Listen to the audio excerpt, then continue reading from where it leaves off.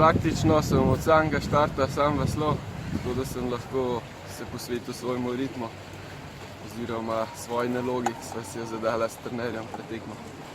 Mislim, jaz tlele na Ljubljanci veslam praktično vsak dan, tako da približno poznam tok, poznam to traso. Tako da v bistvu ni bilo nobenih presenečenj. Malo je časa dodal tale del še od kluba do cilja, ampak vse ostalo je bilo pa recimo po planu.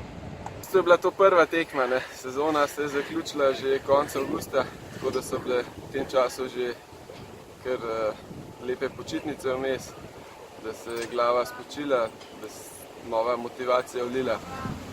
Tako da v bistvu s tole tekmo nekako začenjamo pripravljalni del v sezono 2018. Zaenkrat vem to, da bom ostal v Evropi, vse ostalo bo pa odvisno in od vremena in od financ in takih in drugačnih stvari. Tako da zaenkrat, glede na to, da sem se odločil, da bom v Evropi, niti ne rabim delati nekih dolgoročnih planov, ki se lahko sedeš v avto pa odpelješ. To se je plan nastopati na Rdežu, isto z istim partnerjem Kalani, to je španski kolega Kiko Vega.